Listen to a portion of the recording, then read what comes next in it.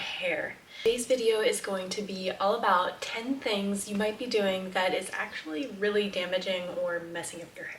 Most commonly, these are things that are done over a long period of time, and you might start to notice hair breakage, or you might notice that your hair is not growing when in reality it could be due to some of these things. So just keep in mind that everyone's hair is different. I have these like really annoying hairs here that are sticking out. I think I'm gonna grow them out. They used to be face framing pieces from when I had curtain bangs, so let's just ignore that and we'll get into the video. So the first thing that you might be doing is not washing your hair enough. We went through this trend that hair training or not washing your hair very much is actually good, and false. Hair training is not a thing. This is when you attempt to prolong your wash days thinking that your scalp will become less oily with time, which is actually not true. Your scalp is going to secrete sebum oil no matter what you do, and you can't attempt to change this. What you want to do is adjust your wash day based on how your particular scalp is. Some people have drier scalps, some people produce a lot of oil, so it really depends on you. Just make sure that you're washing your scalp enough, or as much as your scalp will tolerate. When you remove any of the oil, that's going to clear everything out, clear the follicles so that there's nothing that could potentially block it and prevent hair growth. Number 2. Now, you want to make sure that you are shampooing the scalp, of course, and not shampooing the length. So you don't need to take the shampoo and just rub it through the hair. You want to focus it on the scalp, and then as that shampoo is going to rinse through your hair, it's going to gently cleanse the ends, but do not scrub at the ends because you can end up causing yourself and your hair a lot more damage. Number 3 would be not conditioning the ends of your hair. If you're not conditioning the length, you're really not giving the hair back the moisture that it needs to prevent damage and breakage. So think about conditioning from about here, like I want to say to your ears downward.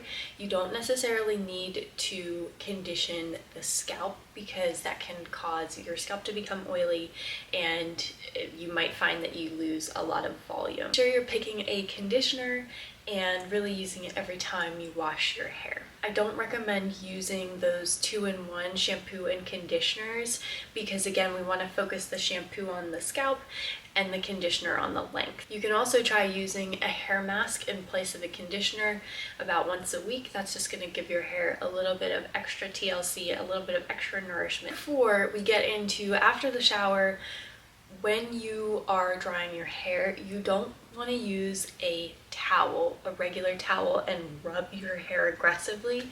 Opt for a hair towel, or you can even use a cotton t-shirt, but using a regular towel is all that friction from the towel will really cause a lot of breakage. It even causes static, it can cause frizz, so you really want to opt for something super gentle. I like the Aqueous hair flip towel, although it is a little bit on the pricey side, but it does help to absorb extra moisture without causing any damage. Number 5 has to do with nutrition. Now, if you're not getting adequate nutrition from your food, you're not getting the vitamins and minerals, you might notice that your hair becomes dry, it becomes brittle. There's a lot of different things that you need for hair growth specifically and hair health. I'm not a nutritionist, so I don't have all of that knowledge. However, you do need to have, of course, your standard vitamins. Having healthy fats in your diet, omega-3s is important, and of course, protein. A lot of lean proteins, you can opt for white fish, chicken, beans, legumes, that kind of thing. I think a common misconception is that people think they need to take biotin supplements for their hair, but there really isn't extensive research to show that biotin helps, and in fact you actually get a good bit of biotin in your diet already. It's very, very rare that people have biotin deficiencies, and typically it is from bodybuilders or weightlifters that like to eat a lot of raw egg whites.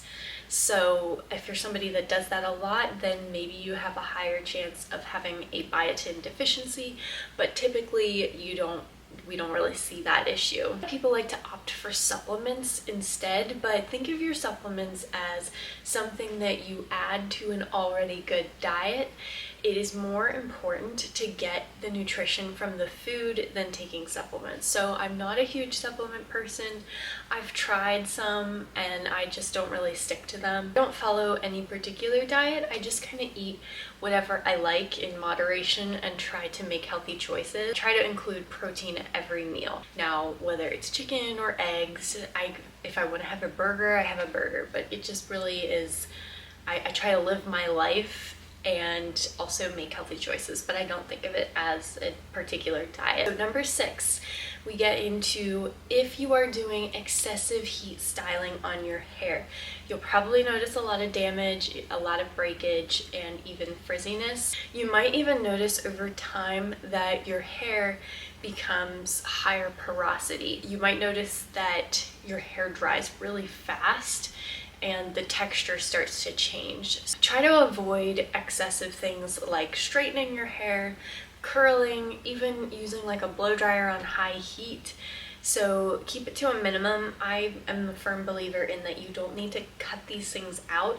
Just try to minimize it, and of course make sure that you use a proper heat protectant. To number 7, I know that the slick back bun is super popular right now. However, doing tight hairstyles can be really damaging, specifically to the front of your hairline, and even like you might want to opt to switch your part here and there, but tight hairstyles consistently over a long period of time can lead to something called traction alopecia, which is the hair being lost because of excessive tugging or pulling on it. Go-to hairstyle is always a braid, and I try to keep it kind of loose. Anything that's not going to pull in your head and cause a lot of tension for a period of time, this can lead to a lot of hair loss. Number 8, so this would be not using really tight elastics or elastics that have metal in them, because that can cause damage to the hair. Your hair might wrap around it, it can get caught, it can pull and cause breakage to the ends of your hair. Opt for satin scrunchies instead.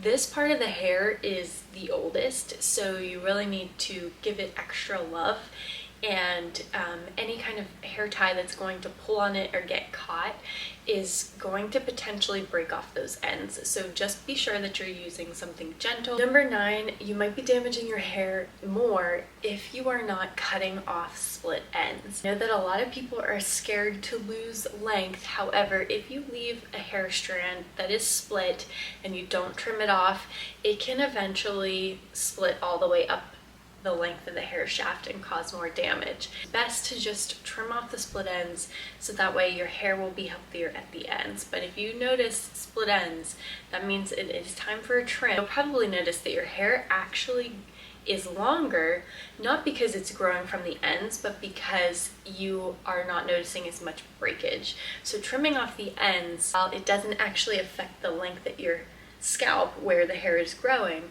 but it might seem longer because it's not breaking. Finally, number 10 of things that might be ruining your hair, aggressively brushing your hair.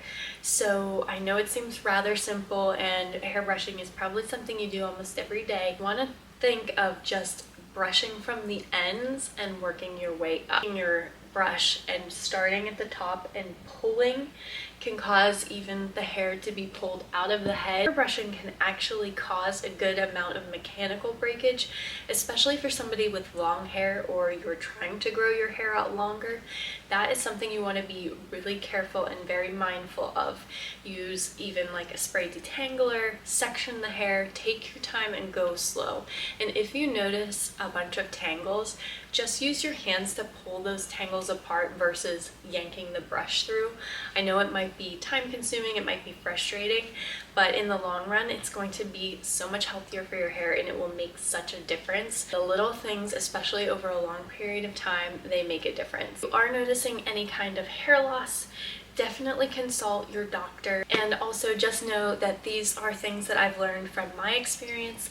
I'm not a hairstylist, I'm not a professional, but I have learned a couple of things over the years. I hope this video was helpful for you guys. Don't forget to like the video and subscribe if you want to see more, and I'll see you in the next one.